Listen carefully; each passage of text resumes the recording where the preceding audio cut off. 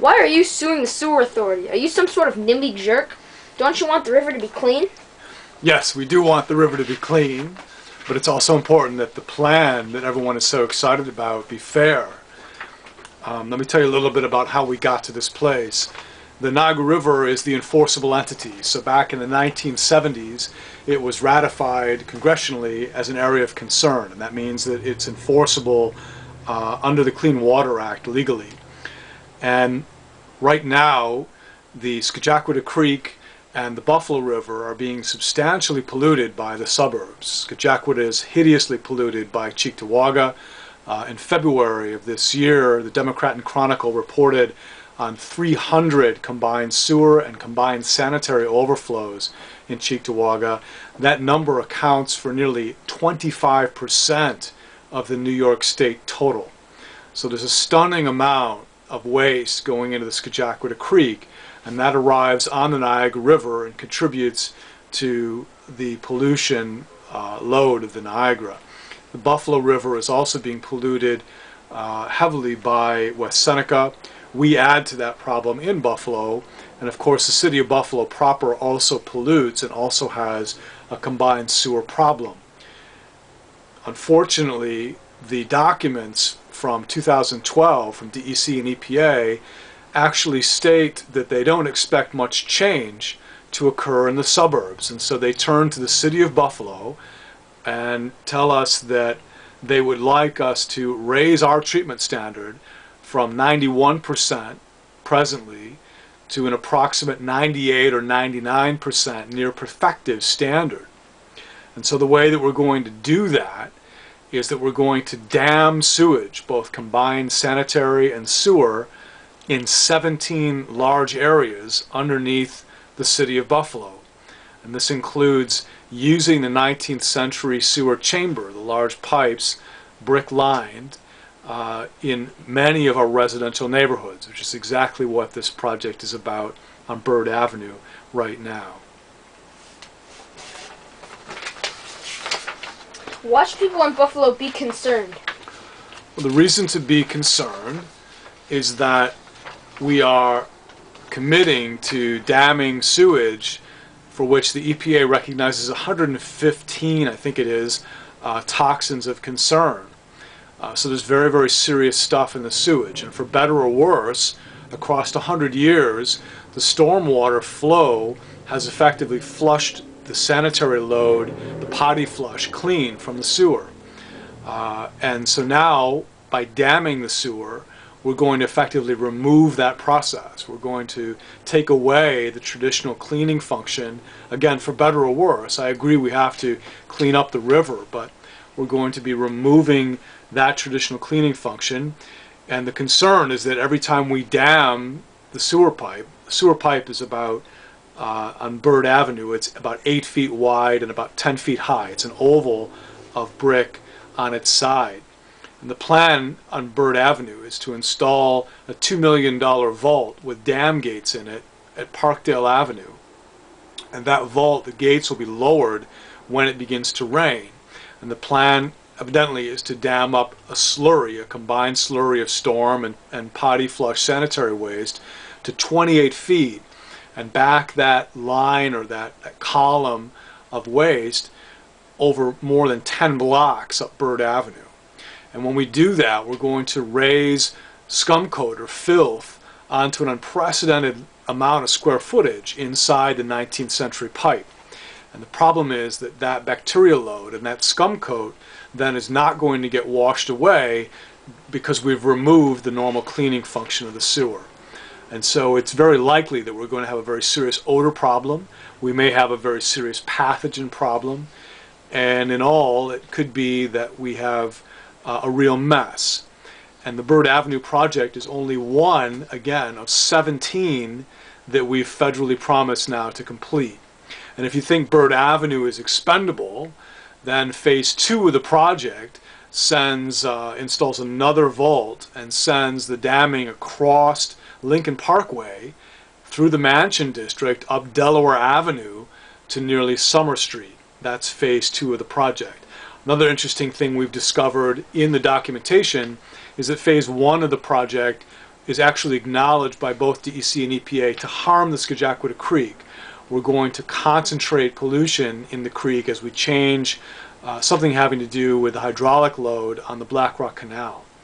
So phase one, for at least 5 years, if phase one is even successful, is acknowledged to harm the pollution situation in Skajaqua Creek. The largest concern that I have is that we really are ignoring a source of significant pollution in Cheektowaga. Cheektowaga, there's an article in the Democrat and Chronicle from February that records 300 combined sewer and combined sanitary overflows in Cheektowaga. Combined sanitary means that there's not even any stormwater diluting the waste. This is just straight sewer going into the creek. And 300 of these overflows accounts for 25% of the New York State total. Again, 25% of the New York State total. When you think about Gowanus Canal and the Hudson River in New York and all the other areas, that's a stunning number and a stunning percentage. And so we're not really doing very much about that. It's very difficult. I'm not finding any paperwork or any studies or any effort to immediately resolve that. And it appears, therefore, that the overwhelming burden of that is being mechanically leveraged onto the city of Buffalo. Our citizens are also facing a $380 million bill for which each household will be on the hook for $900. That's right now. And that's over a 20-year period of time. But what's really terrible about that is that the suburban areas and the wholesale areas, the balance of the county, have long-term wholesale contracts. So it appears that the overwhelming financial burden will also be on the citizens of Buffalo. Another aspect of that is that the $900 is not adjusted for wealth. So our poorest citizens are going to be getting hit the hardest. And that also troubles me greatly. So I want to clean the river, but it's a matter of the fact that the plan right now is not very fair. The burden is not very fair. And our focus in court is that there's absolutely no environmental review for this damming solution. We discussed retention back in 2012, and back in 2012 the Sewer Authority's version of retention was to buy Squibb Pharmaceutical, for example, and put tanks in over on that industrial property and lay in connecting lines and pumps for that waste to be stored. They also talked about putting in a silo, a new large silo on Squaw Island. That idea apparently was thrown out because it would take from employee parking on Squaw Island. But back in 2012, retention, as the DEC imagines it, was storage in lands to be acquired in industrial areas not near residential neighborhoods. Since 2012, somebody has come up with the engineering solution that rather than do that and rather than incur that expense, we're simply going to dam up our existing 19th century brick sewer lines. And there has been no review of that idea and that change for the concept of retention since 2012. Under seeker, there absolutely has to be review of that, or they're in violation. And in fact, back in 2012, as the Buffalo Sewer Authority was racing against a deadline and not meeting the deadline, they actually repeatedly state in their material that they acknowledge they have yet to design their solutions. They say that they have yet to acquire land for their solutions, but they assure that when they do, they will certainly conduct secondary environmental review of those solutions. And unfortunately, it seems that they forgot about that, or they blew it completely off. What are the fees and costs associated with this Article 78 lawsuit? That's a good question. So the filing fees for the Article 78 are nearly $400. It's $210 for an index number. That's the actual suit itself.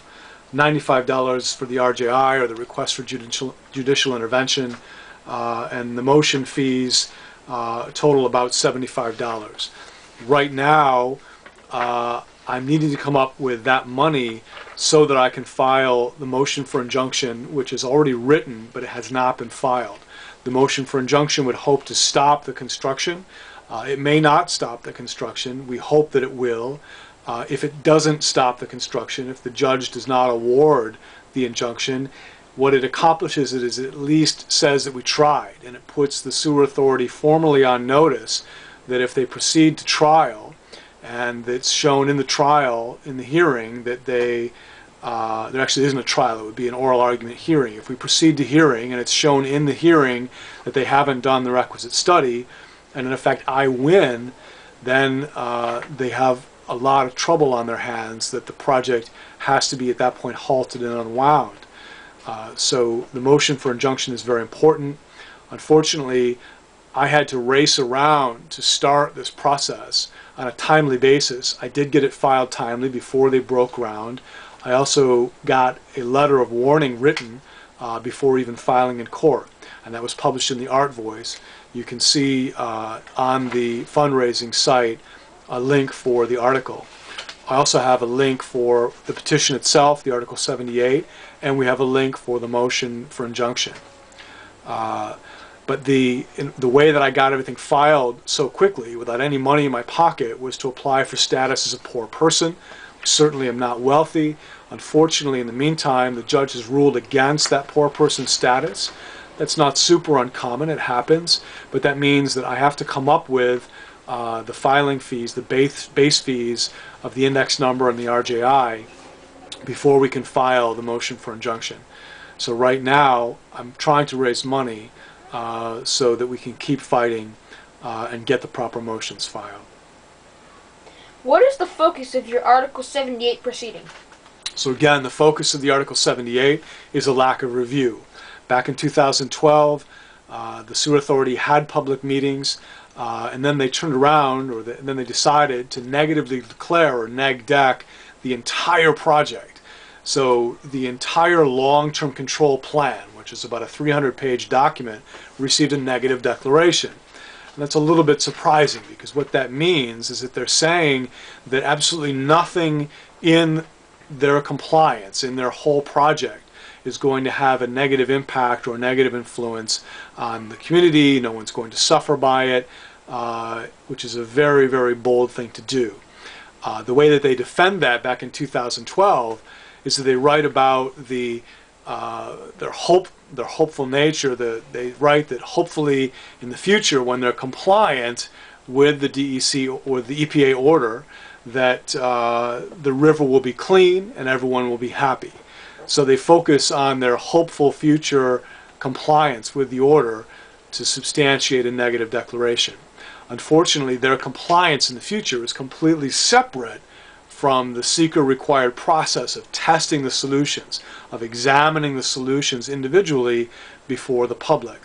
And so we have a problem, for example, that this damming of sewage solution will have some very serious negative impacts, and it may be catastrophic. And so without proper review, we have a real problem.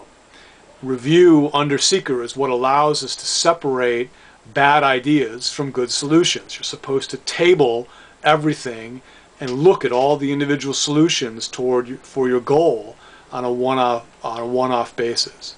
And that hasn't happened in this moment. So the focus of the lawsuit is the lack of review, and the lawsuit really strictly focuses on the lack of review.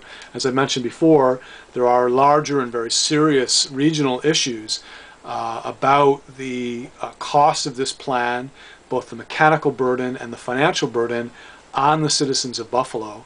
And you're not hearing about those from Riverkeeper, you're not hearing about them in the news from the EPA. All that you're hearing is that we have a plan. Everyone's very excited that there's a plan, but I don't believe that the average citizen understands what the plan entails, and I don't believe anyone really understands that we're not asking the suburbs to clean up their act. And ultimately, I would say at the end of the day, at last check, nobody is damming sewage underneath the suburban city streets, the residential streets of Cheektowaga or Amherst or Williamsville or any of the other suburbs. At last check, nobody's damming sewage in those places. So it seems quite unfair and very strange that we're now federally promised to be damming large quantities of sewage in 17 areas of our city. Thank you very much. That's all the questions I have for you today. All right, thank you for your help, Jackson. I really appreciate it.